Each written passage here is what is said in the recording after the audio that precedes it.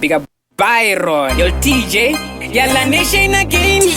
again and again. Drubun swikaire, Big Bang. It's a 17 sezondanga ndine long time ndisina kuona baby ndatarega ndite plani because azvisodi ndingazorambwa ndichinzirudwa ndigoni asi mafani chinzo akani baby auya svikanzi no chiuya kisi yacho svikanzi no nasikwa kanaka here hakusibo ukadaro ungandifundu svikanzi hani tanga wazvisanitiza kochida ini newe tigoromentiza ukazadaro nasatimbo socializa ndichikana ikandisi kupaisa hani tanga wazvisanitiza kochida ini newe tigoromentiza ukazadaro nasatimbo socializa ndichikana ikandisi kupaisa rekati hii sodaro ndozosara ndiri dololo zvekuti vana vanototi hololo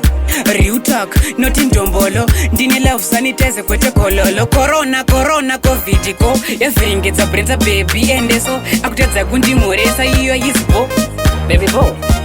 svikanzi hani tanga wazvisanitiza kochida ini newe tigoromentiza ukazadaro nasatimbo socializa ndichikana ikandisi kupaisa hani tanga wazvisanitiza kochida ini newe tigoromentiza ukazadaro nasatimbo socializa ndichikana ikandisi kupaisa andina corona ni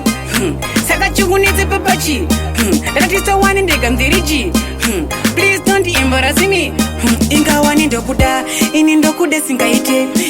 usatomboti yazvite ndingazosvika na space ndingadikite handidi kuchema ndiani yanga pokvikazi hani tanga wazvisanitiza kochida ini newe tigoromentiza ukazadaro nasatimbo socializa ndichikana ikandisi kupaisa hani tanga wazvisanitiza kochida ini newe tigoromentiza ukazadaro nasatimbo socializa ndichikana ikandisi kupaisa ndine long time ndisina kuona baby ndatarega ndite plani because azvisodi ndingazorambwa ndichinzirudwa ndigoni asi mafani chinzo akani baby auya svikanzi no chiuya kisi yacho svikanzi no nasikwa kanaka here hakusibo ukadaro ungandifundu svikanzi hani tanga wazvisanitiza kochida ini newe tigoromentiza ukazadaro nasatimbo socializa ndichikana ikandisi kupaisa hani tanga wazvisanitiza kochida ini newe tigoromentiza ukazadaro nasatimbo socializa ndichikana ikandisi kupaisa.